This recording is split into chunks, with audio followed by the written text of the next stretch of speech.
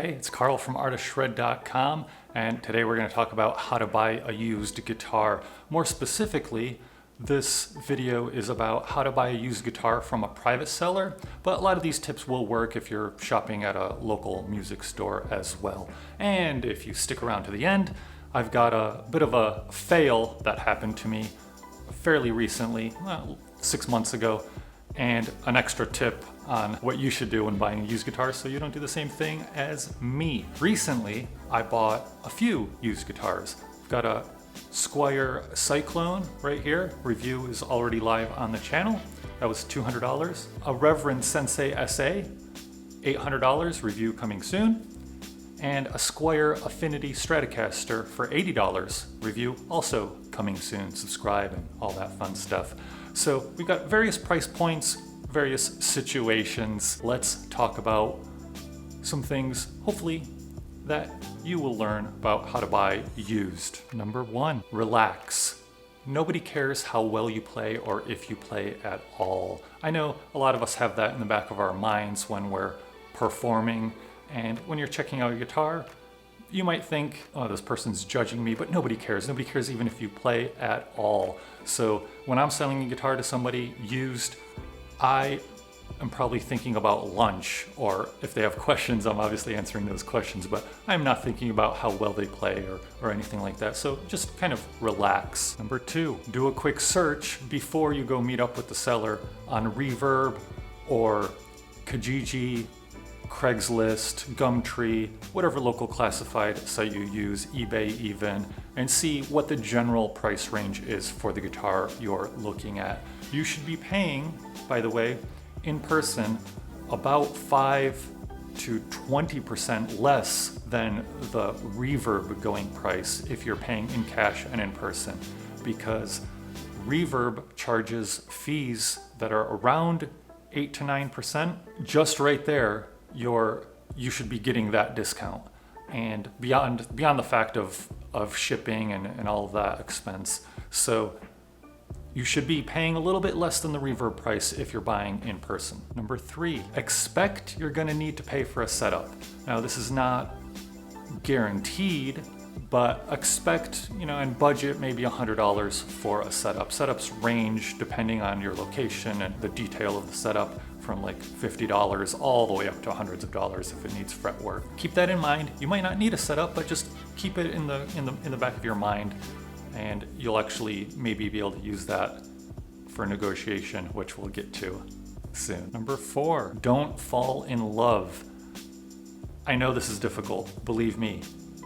It happens to me too.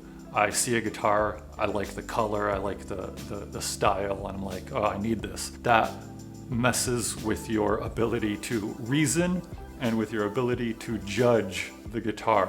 There will always be another guitar unless you're literally shopping for a one of a kind, in which case, okay, fall in love. Number five, you're gonna wanna handle the guitar in playing position. This seems obvious, but if you normally play sitting down, play the guitar sitting down, or just put it in your lap sitting down. If you don't know how to play, just feel it and put it in playing position. You might want to bring a strap if you play standing up a lot. It's not the biggest concern, to be honest, because I've touched enough guitars that I know what I'm kind of dealing with. But if you're just getting started or you're buying your first guitar, yeah, put it in your lap or however you're going to be playing, and just feel it. Does it feel nice? Maybe it doesn't. And if it doesn't, like, oh, I don't like the way this guitar feels. Maybe I don't like this style of guitar. Maybe I should check out something else. Number six. Now this one is maybe difficult if you don't play, but you want to plug your guitar in, right? And this is why I take a battery powered amp. This is a cigar box amplifier. I don't care about the sound. I want to know that everything works. You want to check all the knobs, all the switches, and just make noise. If you don't know how to play, just make noise. Make sure there's no crackling, make sure there's no weird buzzes. Just make sure the guitar works. Now, for me, ultimately, it's not the biggest deal if there's some electronics problems, because I know how to fix them. But if you don't know how to fix them, you're gonna have to pay somebody to fix them. And that all adds up. So make sure to somehow check that the guitar works. Number 7, check for fret buzz. This, even if you don't play, this is doable, although if you don't play, you might be causing fret buzz because of your hands are weak, your fingertips are weak, the way you're fretting the guitar is weak. But all you need to do is literally take the guitar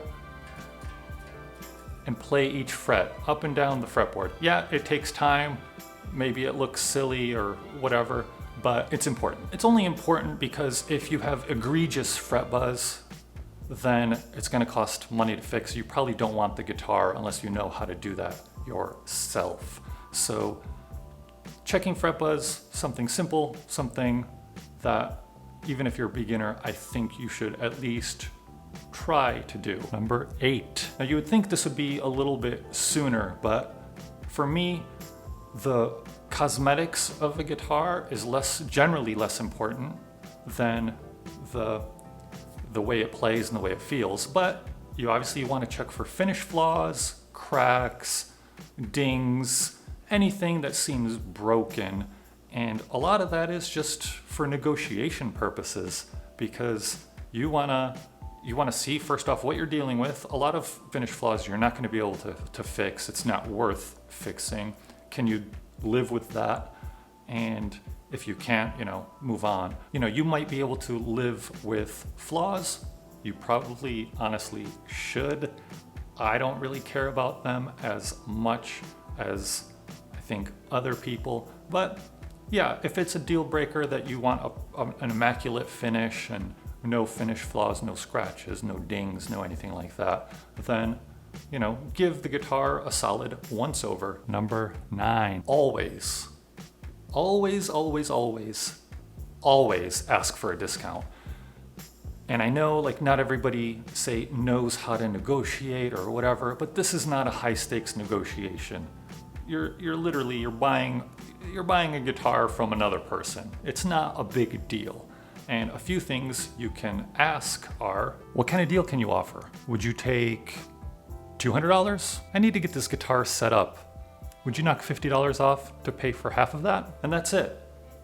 It doesn't have to be complicated. And finally, the final tip, and where I've failed myself. Back, I guess 6 or 7 months ago, I saw a beautiful Epiphone Les Paul. I think it was a 56 standard Pro in cherry. And this was a very limited guitar, had P90 pickups.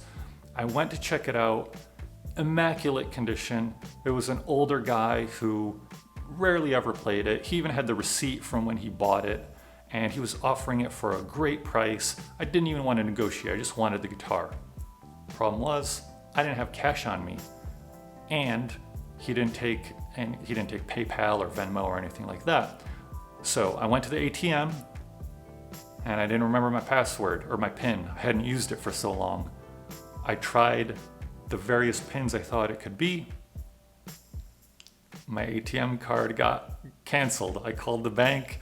They're like, nothing we can do. You gotta wait for a new one. So I lost that guitar. You don't need to necessarily bring cash. I know if you're spending a lot of money, you might feel unsafe bringing a lot of cash to a meetup. That's fine.